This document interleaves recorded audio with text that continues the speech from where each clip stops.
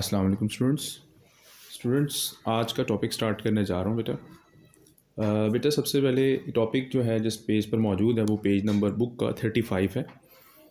ठीक है, और उसके मतलब जो टॉपिक नंबर है वो है 2.21 और सवाल है इस टॉपिक से मतलब एक्सप्लेन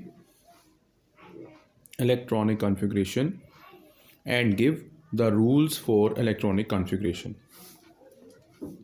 मैं दोबारा सवाल रिपीट कर रहा हूँ। Explain electronic configuration and give the rules for electronic configuration. ये कॉन्सेप्ट आज डिस्कशन में आएगा बेटा। इसमें सबसे पहले हम चलते हैं डेफिनेशन की तरफ। आपको डेफिनेशन फर्स्ट लाइन पे नज़र आ रही होगी। The distribution of electrons around the nucleus in various shells and subshells according to their increasing energy is called electronic configuration। ये तारीफ़ है, जो डेफिनेशन है बेटा इस टॉपिक से मुतल्लिक, इस टॉपिक की इलेक्ट्रॉनिक कॉन्फ़िगरेशन किसे कहते हैं, ये इसकी डेफिनेशन है। इसके बाद नेक्स्ट जो डिस्कशन आती है वो है रूल्स के ऊपर, कि वो कौन से रूल्स हैं जो इलेक्ट्रॉनिक कॉन्फ़िगरेशन को समझने में मददगार हो सकते हैं। सबसे पहला रूल जो यहाँ पर बताया गया है, जहाँ आप पे मार्क करेंगे इसे, वो है द मोस्ट स्टेबल और ground state electronic configuration of an atom is the one in which electrons are present in the lowest possible energy level. ये बेटा रूल नंबर 1 है, जो कि इस को समझने के लिए हम अभी और डिस्कशन लेकर चलेंगे। ये रूल नंबर 1 जो है वो मैंने आपसे भी डिस्कस किया है। ये रूल नंबर 1 को आप 1 लिख के और उसके साथ ये रूल मुकम्मल कर लेंगे। दूसरा रूल जो इसके साथ अगली लाइन में शुरू होता है, the electrons fill the shells in order of their increasing energy. ठीक है, low energy level is occupied first, then the higher energy level and so on as indicated earlier.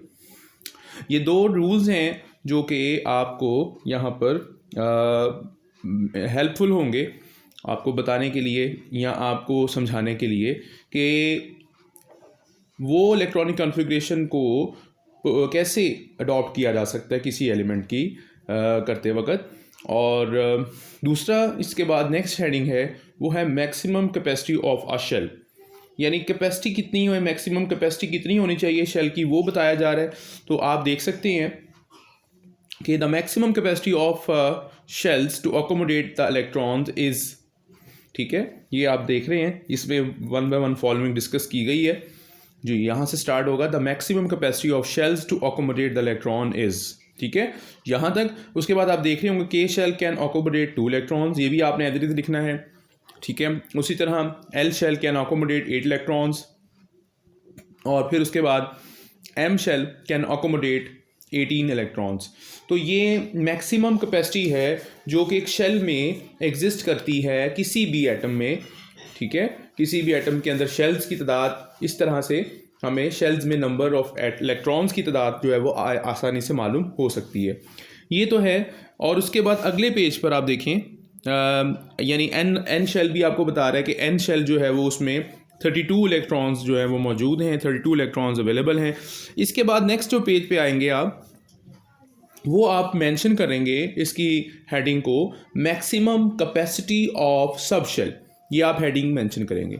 और ये स्टार्ट होगा एज वी नो, सो यहाँ से इसको आप line को 1-2 वर्ड्स को कट कर दीजिएगा। यहाँ पे डिफरेंस, ठीक है, there is a slight difference, यहाँ से ले लीजिएगा लाइन को। There is a slight difference between the energies of, ठीक है, of sub shells within the shell. और इसके बाद there for filling of electrons in sub shell of a shell in such as is such that as S subshell is filled first and then its P subshell and then other subshells are filled. ठीक है, the maximum capacity of subshells can accommodate a electrons is, S subshell देख रहे हैं आप, ये भी आप mention करेंगे, can accommodate 2 electrons, P subshell can accommodate 6 electrons, और इसी तरह आप एक और इजाफा कर लें, D subshell can accommodate, ठीक है, 10 electrons, और इसी तरह एक चीज़ और इजाफा यहाँ पे इसके साथ कर लें कि एफ सब शेल कैन अकोमोडेट 14 इलेक्ट्रॉन्स। तो ये आपके पास मैक्सिमम कैपेसिटी है सब शेल में मौजूद इलेक्ट्रॉन्स की। ठीक है, अब इसके बाद नेक्स्ट जो हेडिंग है वो है बेसिक रिक्वायरमेंट्स जो कि इलेक्ट्रॉनिक कॉन्फ़िगरेशन को करने के लिए ज़रूरी होंगी। सबसे पहली चीज़ तो यहाँ पर उसमें आप बताएंगे जो वो आपके सामने मौजूद है कि right the electronic configuration of element, ठीक है, एंड देयर आइंस, ठीक है, with the help of example, ठीक है। और ये चीज़ें बात जो आपने याद रखनी है उनमें नंबर 1 रोमन न्यूमरल्स में लिखेंगे the number of electrons in an atom, number 2 the sequence of shells and sub shells according to the energy levels, number 3 the maximum number of electron that can placed in different shells and sub shells. ये 3 बातें basic requirements में आपने मुकम्मल करनी है जी। अब आते हैं इस टॉपिक को एक्सप्लेनेशन की तरफ ले जा रहा हूँ। ये आपने मार्क कर लेना है सारे का सारा। बेसिक रिक्वायरमेंट्स की हेडिंग में आपने ये 3 पॉइंट्स को मेंशन करना है और ये सवाल यहाँ पे हमारा एक्सप्लेन इलेक्ट्रॉनिक कॉन्फ़िगरेशन और and give the rules for electronic configuration का टॉपिक हमारा कंप्लीट हो जाता है, जो कि सवाल मैंने भी आपको स्टार्ट्स में लिखवाया था, वही ये सवाल, इसका आंसर यहाँ तक मुकम्मल हो जाता है। अब आती है बात कि इसको समझ कैसे लें या समझा कैसे जाए। तो उसके लिए सबसे पहले मैं आप लोगों को लेके जा रहा हूँ डेफिनेशन के टॉपिक के ऊपर। डेफिनेशन क्या है इसकी वो बताऊँगा और फिर उसके बाद आपको आगे डिस्कशन में जो है वो लेकर चलूँगा। तो सबसे पहले मैं आप लोगों को ये बताने देना चाहता हूँ कि जी सबसे पहले हमारे पास की डेफिनेशन जो है वो क्या कहती है। तो डेफिनेशन ये आसान है और इसकी वर्डिंग भी आसान है। ये बताना ये चाह रहा है कि जो इलेक्ट्रॉन्स डिस्ट्रीब्यूट होते हैं, यानी इलेक्ट्रॉन्स को असल में न्यूक्लियस के गिर्द घूमना होता है और जहाँ घूमते हैं वो शेल्स होते हैं और वो शेल्स में इलेक्ट्रॉन्स जो होते हैं, जाहिर बात है मैंने आपको ये बात पिछले टॉपिक्स में भी समझाई थी कि हर शेल में इसके अलावा सब शेल्स भी होते हैं जहाँ पर इलेक्ट्रॉन्स जो हैं वो रहते हैं या जहाँ इलेक्ट्रॉन घूम सकते हैं। अब वो सब शेल्स जो हैं या शेल्स जो हैं वो असल में उन इलेक्ट्रॉन्स के लिए ही बने हुए हैं और उन इलेक्ट्रॉन्स के अंदर, उन इलेक्ट्रॉन्स की जो मौजूदगी है उनके अंदर या उस शेल्स के अंदर, उन शेल्स में मौजूद जो इलेक्ट्रॉन्स हैं वो असल में अपनी अपनी एनर्जीज़ के मुताबिक क्या करते हैं, उस न्यूक्लियस के गिर्द क्या करते हैं, रिवॉल्व करते हैं। तो ये एक चीज़ बड़ी इंपॉर्टेंट है बेटा, जो आप लोगों को इस चीज़ की डेफिनेशन को अंडरस्टैंड करना है कि इलेक्ट्रॉन्स जो होते हैं वो न्यूक्लियस के गिर्द होते हैं और मुख्तलिफ शेल्स में और सब शेल्स में जो हरकत में हो रहे होते हैं या हरकत कर रहे होते हैं और हर शेल और हर सब शेल में जो भी इलेक्ट्रॉन एग्जिस्ट करता है, जो भी इलेक्ट्रॉन फॉल करता है, जो भी इलेक्ट्रॉन मौजूद होता है, उसकी अपनी एक मखसूस एनर्जी होती है, अपनी एक मखसूस एनर्जी के साथ मूव करता है। ये बात आप सबको मालूम होनी चाहिए। नंबर 1 तो ये इसकी डेफिनेशन आप लोगों को आनी चाहिए जो मैंने भी आपको समझाई है। दूसरे नंबर पर आता हूँ, मैं बात करूँगा वो है रूल्स के ऊपर।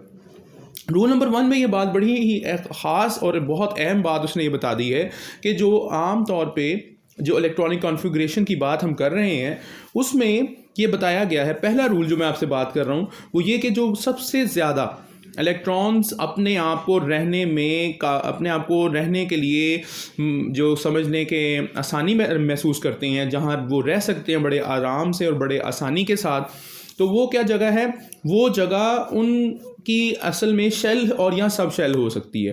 तो अब वो ये बात बताने की कोशिश कर रहा है कि जो सबसे ज़्यादा बेहतरीन इलेक्ट्रॉनिक कॉन्फ़िगरेशन की जब हम बात करते हैं या हम उसे कहते हैं स्टेबल कह सकते हैं वर्ड उस इलेक्ट्रॉनिक कॉन्फ़िगरेशन के लिए, या उसको ग्राउंड स्टेट इलेक्ट्रॉनिक कॉन्फ़िगरेशन भी कह सकते हैं।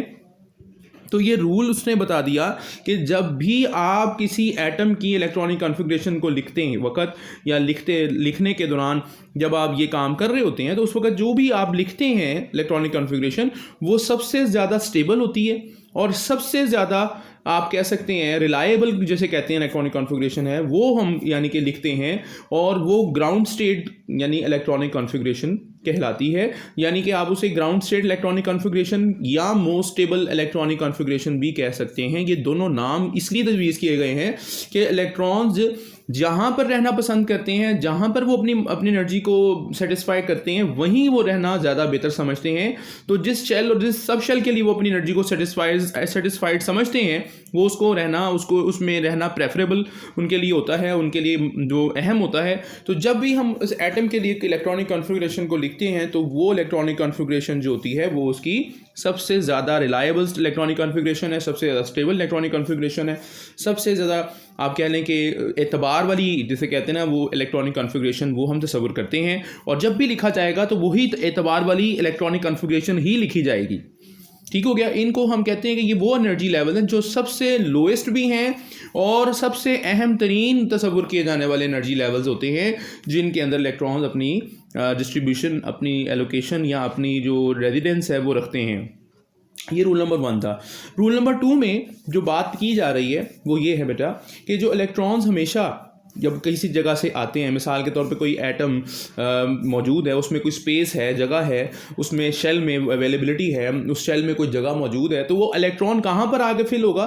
सबसे पहले वहीं आकर फिल होगा जिसकी एनर्जी कम होगी। जिस शेल की एनर्जी कम होगी, इलेक्ट्रॉन बाहर से आता हुआ इलेक्ट्रॉन, कहीं बाहर से आता हुआ इलेक्ट्रॉन हमेशा वहीं आकर रिजाइड करेगा, वहीं आकर कम जो है वो आप कह लें कि मौजूद होगा या आएगा, जहाँ पर जिस शेल में जगह भी हो और जो वो शेल जो है सबसे कम एनर्जी वाला भी हो। ये सबसे बड़ी प्रायोरिटी होती है इलेक्ट्रॉन की कि एक तो वो शेल भी खाली हो और दूसरा उस शेल की एनर्जी कम से कम हो। ये दो बातें एक इलेक्ट्रॉन की सबसे प्रायोरिटीज होती हैं, प्रायोरिटीज़ में शामिल होती हैं। तो जब भी इलेक्ट्रॉन कहीं से बाहर से आएगा तो वो हमेशा वो जगह तलाश करेगा जो खाली होगी और सबसे कम एनर्जी वाली जो है वो जगह या रेजिडेंस को पसंद करेगा।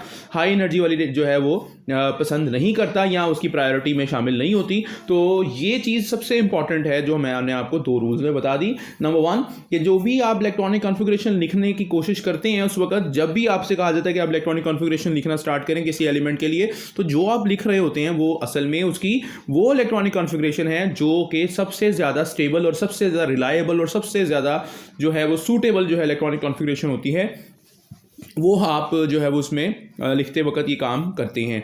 दूसरा इसने ये आपको बता दिया कि इलेक्ट्रॉन हमेशा उन जगहों को ज़्यादा प्रेफर करते हैं जिनकी एनर्जी जो होती है या तो पहले वो शेल खाली हो, और सबसे दूसरी जो अहम बात है कि वो एनर्जी लेवल जो है उसकी एनर्जी सबसे कम होनी चाहिए, फिर वो जाकर इलेक्ट्रॉन वहाँ पर आकर फिल करता है उस जगह को। यानी उसकी प्रायोरिटीज़ में एक तो स्पेस होनी चाहिए और सबसे कम एनर्जी वाला जो शेल है जिसकी जो यहाँ एनर्जी लेवल है वो उसको अगर अवेलेबल है तो वो उसको आकर प्रेफर करेगा, यानी इलेक्ट्रॉन उसमें आकर जो है समा जाएगा, उसमें गिर जाएगा, उसमें आकर रहेगा। तो ये बातें 2 रूल्स के लिए आ गई। इसके बाद आती है नेक्स्ट हमारी है मैक्सिमम कैपेसिटी ऑफ शेल।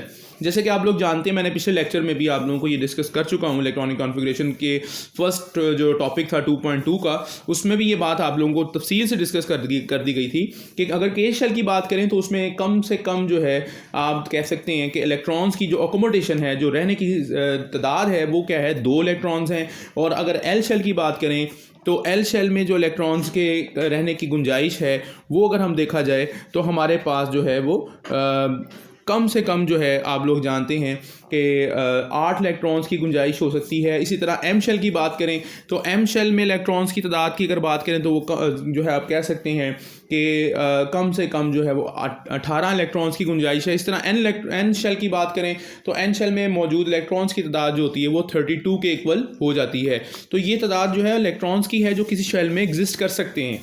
इसके बाद आते हैं, मैंने नेक्स्ट है आपको डिस्कशन जो करवाई थी बात, वो है maximum capacity of a sub shell. तो maximum capacity of sub shell जो है वो भी बड़ी ख़ास है, क्योंकि अगर आपको पता है कि शेल का नंबर है, शेल का एनर्जी लेवल है, तो शेल का एनर्जी लेवल जो होगा उसके मुताबिक ही इलेक्ट्रॉन क्या होंगे उस शेल में आकर रिजाइड करेंगे।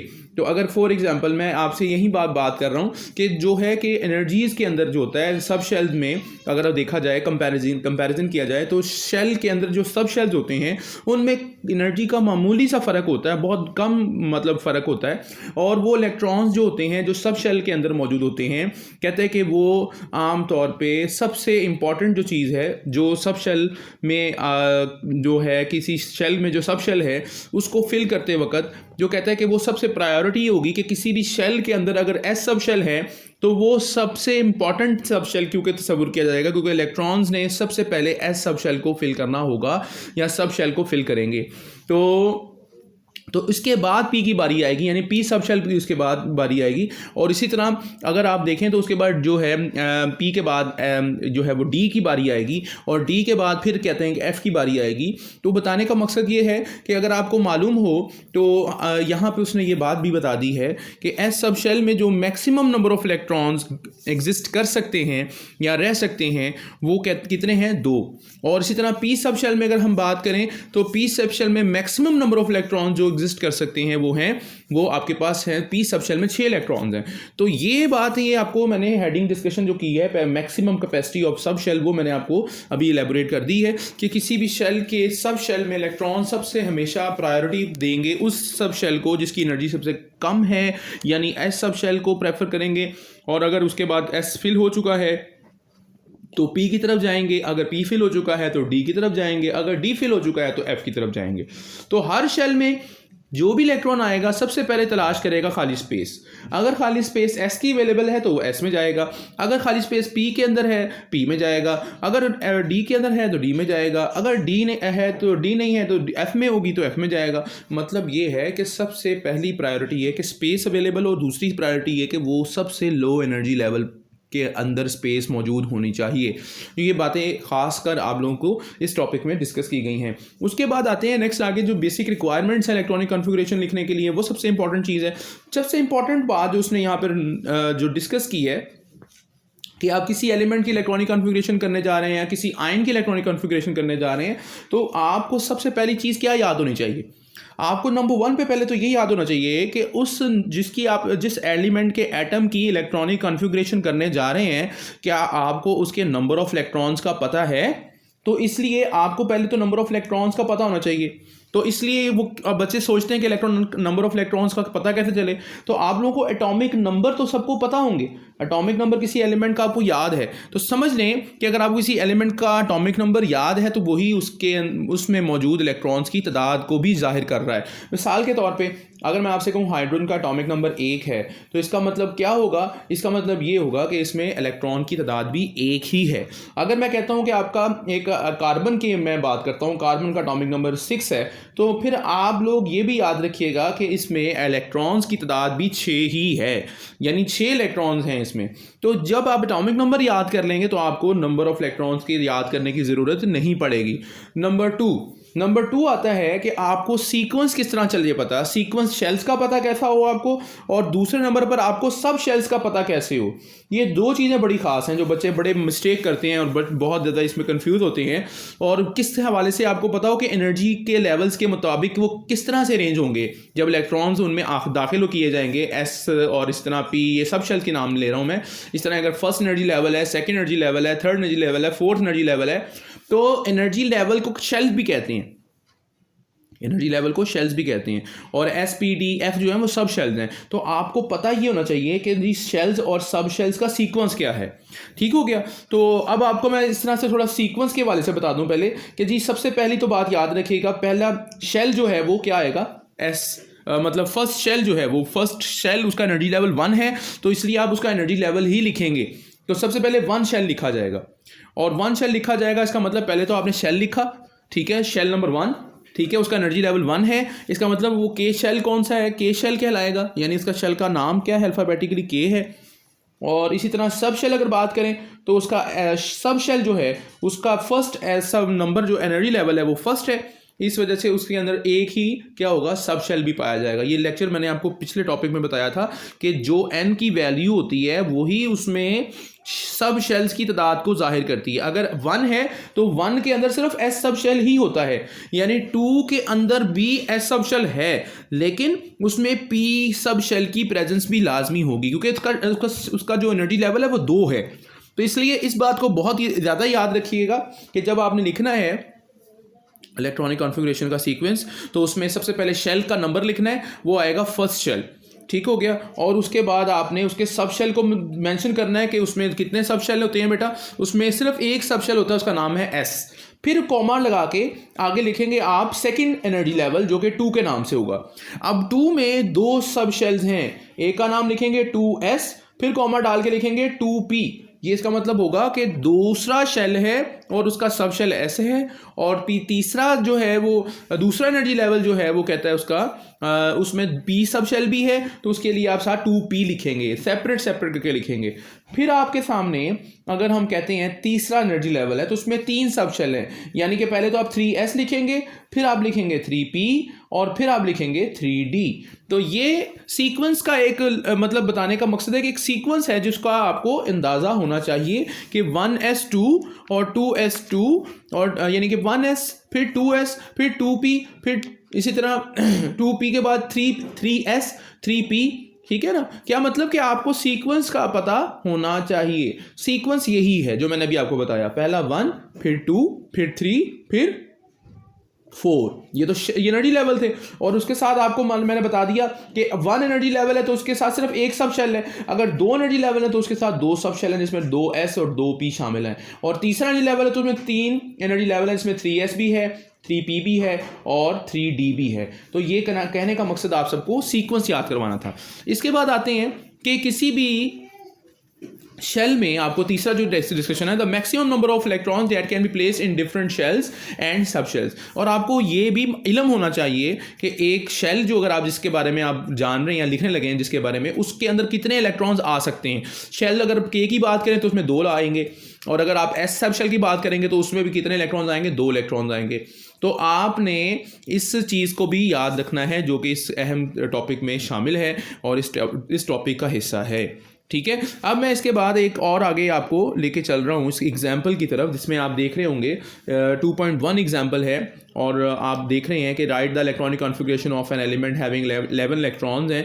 तो उसमें अगर आप गौर करें तो आपको इसके सोल्यूशन में वो कहना क्या चाह रहा है आपको कि आपने इसकी इलेक्ट्रॉनिक कॉन्फ़िगरेशन करनी है। तो ज़रा नीचे देखिएगा, आपको फौरी तौर पे अंदाज़ा हो जाएगा इस एग्जाम्पल के जो आखिर में आप देख रहे हैं डायग्राम से ऊपर इलेक्ट्रॉनिक कॉन्फ़िगरेशन को हाईलाइट किया गया है, जिसमें 1s2 जो है वो आपको नज़र आ रहा है, 2s2 आपको नज़र आ रहा है, 2p6 आपको नज़र आ रहा है और 3s1 नज़र आ रहा है आपको। तो ये जो इलेक्ट्रॉनिक कॉन्फ़िगरेशन आप देख रहे हैं वो आपको वाहिया कर रही है कि जो ऊपर आपने 3 बेसिक रिक्वायरमेंट्स पढ़ी हैं, जो बेसिक रिक्वायरमेंट्स की हेडिंग पढ़ी है, वो बेसिक रिक्वायरमेंट्स इस इलेक्ट्रॉनिक कॉन्फ़िगरेशन में पूरी हो रही है। कैसे हो रही है? पहले तो पता हो कि आपको पहला पॉइंट जो आपको पता है वो क्या है कि एक एटम के अंदर इलेक्ट्रॉन्स की तादाद कितनी है। तो एटॉमिक नंबर है वो सोडियम का 11 इलेक्ट्रॉन जो है एटॉमिक नंबर है। तो एक एलिमेंट है जिसमें 11 इलेक्ट्रॉन्स है, ये 11 इलेक्ट्रॉन्स ही असल में उसका क्या है, एटॉमिक नंबर है। इस एलिमेंट का नाम सोडियम है। मैं आपको इसमें मतलब थोड़ा सा एक्स्ट्रा बता रहा हूँ कि सोडियम का एटॉमिक नंबर 11 होता है। ये असल में सोडियम एटम को ही डिस्कस कर रहा है, लेकिन आपको इसलिए नहीं बता पा रहा क्योंकि इसमें अभी आप वो इस चीज़ से वाकिफ़ नहीं है कि ये एटॉमिक नंबर जो है किस किस एलिमेंट के हैं।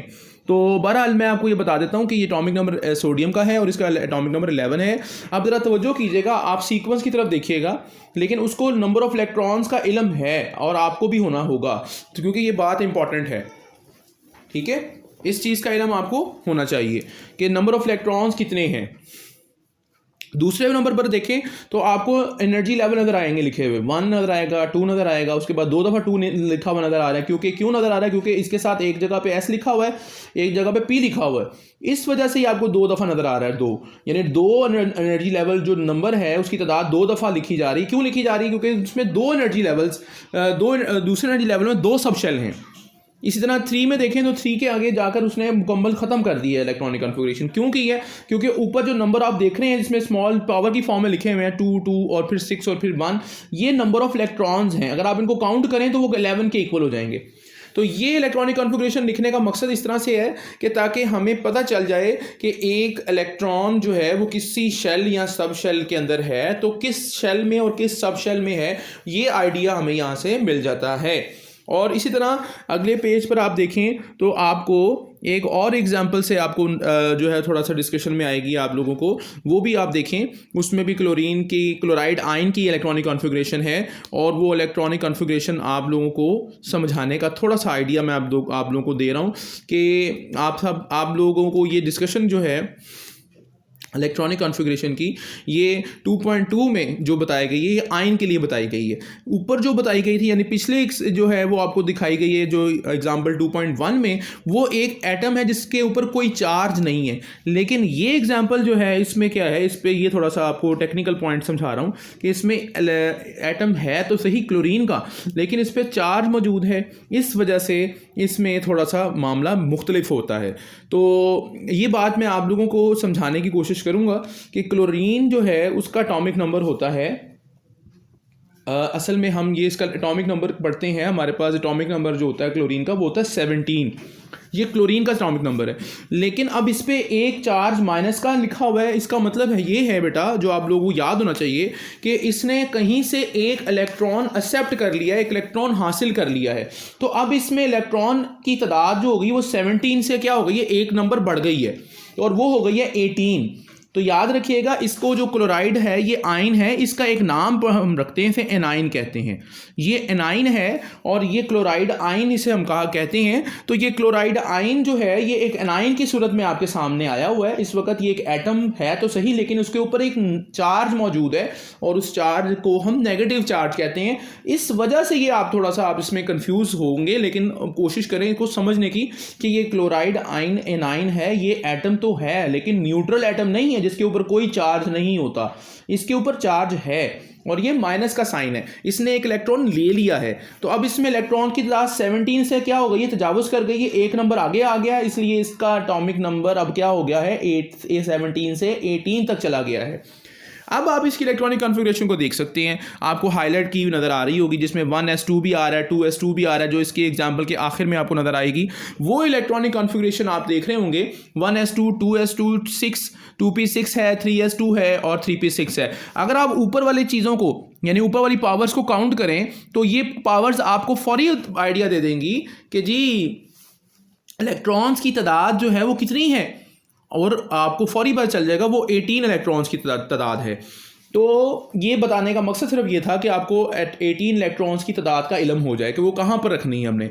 बाकी रह गई बात शेल्स की और सब शेल्स की, वो आप सीक्वेंस देख रहे होंगे कि सबसे पहले फर्स्ट शेल आ रहा है, उसका फर्स्ट एनर्जी लेवल नाम लिखा हुआ है 1, और उसमें जो सब शेल है वो भी लिखा गया है, उसमें एक ही एनर्जी लेवल के अंदर एक ही सब शेल होता है, उसमें एस सब शेल होता है।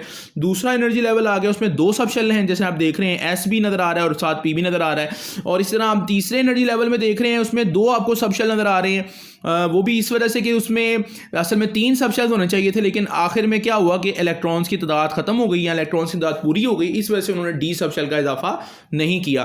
तो ये एक जो है आपके पास बेटा इलेक्ट्रॉनिक कॉन्फ़िगरेशन है जो मैंने आपको यहाँ पे समझाई है। इसके बाद एग्जाम्पल 2.3 पर आपसे डिस्कस कर रहा हूँ। एग्जाम्पल 2.3 में आपसे सिर्फ ये पूछ रहा है कि आपके एक एलिमेंट लेते हैं और उसके पास 5 इलेक्ट्रॉन्स हैं और वो 5 इलेक्ट्रॉन्स किस शेल में है, एम शेल में है। अब आपको फौरी याद होना चाहिए के का एनर्जी लेवल क्या होता है, 1 होता है, एल का एनर्जी लेवल क्या होता है, 2 होता है, और एम का एनर्जी लेवल क्या होता है, 3 होता है। तो अब आप सोच लें कि अगर के की मैक्सिमम कैपेसिटी अगर हम कहते हैं तो 2 इलेक्ट्रॉन्स की है, एल की कैपेसिटी जो है वो 8 इलेक्ट्रॉन्स की है, तो 3 की कैपेसिटी कितनी होनी चाहिए। आपको याद होगा हमने कहा था जी कि कितने इलेक्ट्रॉन्स आ जाते हैं जो हैं वो 2 मतलब 3 शेल की बात करें तो उसमें 18 इलेक्ट्रॉन्स आने चाहिए, लेकिन उसने कहा है कि जी आपके पास एम शेल में 5 इलेक्ट्रॉन्स हैं, तो 5 इलेक्ट्रॉन्स जो हैं वो इलेक्ट्रॉन्स आपके पास एम शेल में हैं। आपसे वो कहते हैं जी इसका एटॉमिक नंबर आपने निकालना है। तो एटॉमिक नंबर निकालने का आसान सा तरीका है, सबसे पहले के शेल में 2 इलेक्ट्रॉन्स को ऐड देख लें, उसके बाद एल में 8 को देख लें, और उसके बाद एम शेल में आप देख लें जी 5 हैं, तो टोटल नंबर ऑफ इलेक्ट्रॉन्स जब आप काउंट करेंगे तो वो होगा 15। तो 15 इलेक्ट्रॉन्स असल में है, तो यही इसका एटॉमिक नंबर है जो कि इस सवाल में आपसे पूछा गया है। और बेटा ये टॉपिक मुकम्मल हो गया हमारा इलेक्ट्रॉनिक कॉन्फ़िगरेशन का। इससे मुतल्लिक आपके कोई सवालात हों तो बेटा आप लोग मुझसे पूछ सकते हैं। ये टॉपिक आज मुकम्मल हो गया। इंशाल्लाह अपने नेक्स्ट लेक्चर के साथ मैं आपको मज़ीद आगे डिस्कशन करूँगा। जी अस्सलाम वालेकुम।